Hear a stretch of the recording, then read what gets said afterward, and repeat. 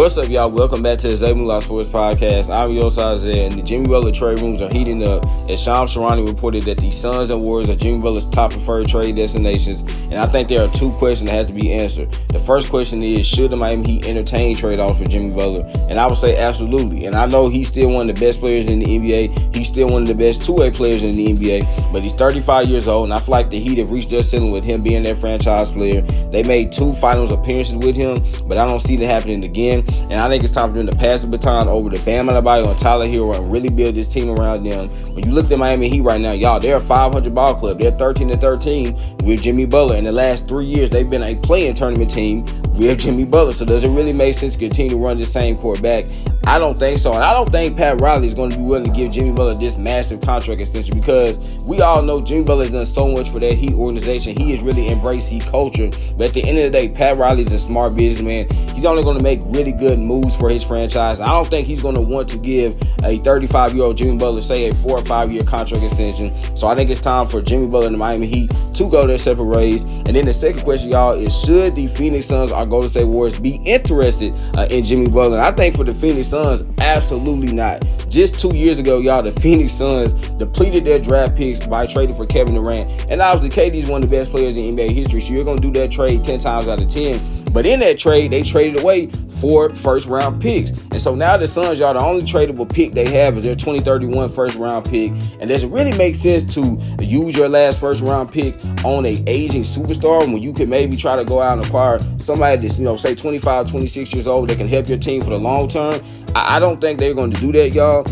And then with the Phoenix Suns, the biggest hurdle that they have beyond just their lack of draft capital, y'all, is that Bradley Beal will have to be included in the trade, but he has a no-trade clause, and I don't know if he would, accept his no-trade clause to go to the Miami Heat. And then also, I don't think the Miami Heat would want him. Why in the world would the Miami Heat want Bradley Beal when he's a worse player than Jimmy Butler, right? If I'm the Miami Heat, I'm going to want either a player that's already, just as good as Jimmy Butler, or a player that has a chance to become as good as Jimmy Butler. Bradley Beal, I mean, y'all, we know he's not going to get any better than he is. He's 31 years old. He's a good player, but he's never going to be that superstar player. So I don't even see the Miami Heat wanting him. So for the Phoenix Suns, no, I'm out. I think the Phoenix Suns, again, y'all, they should use that last first-round pick they have. Go out and try to acquire like a younger player that can not only help you right now, but they can be here, 3, 4, 5 years down the line to pair with KD and Devin Booker. And then for the Warriors, y'all, I think the Warriors are really tricky because I think they should be interested in Jimmy Butler, but I do not think they should include Jonathan Kuminga in any sort of deal, because Jonathan Kuminga, y'all, is the one player on this Warriors team that I think can become their franchise player once once Steph Curry retires.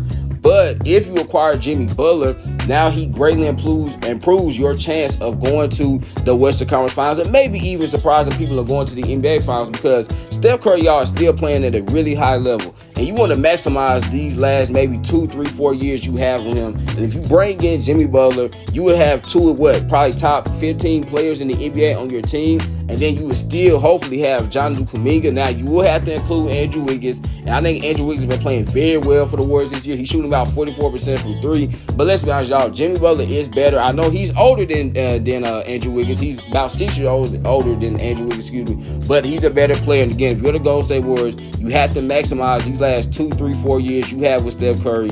But you cannot include Jonathan Kuminga, y'all. That's the only thing with the Warriors. If I'm them, there's no way in the world I'm including Jonathan Kuminga in any sort of deal, because he still has that chance to become the face of their franchise. So, y'all, let's see what's going to happen with Jimmy Butler. There could be some surprise teams that we don't even see right now being interested in Jimmy Butler, potentially like the Memphis Grizzlies, maybe the Houston Rockets. But, y'all, this is what we know. Whether Jimmy Butler stays or whether he gets traded, he is going to get those buckets, because that's what he does. That is why we call him Jimmy G Buckets, man, because Jimmy gets those buckets. There I have it. This was another episode of ZayMoolaSportsPodcast. Remember, y'all, last one message to what? Make sure you get your daily dose.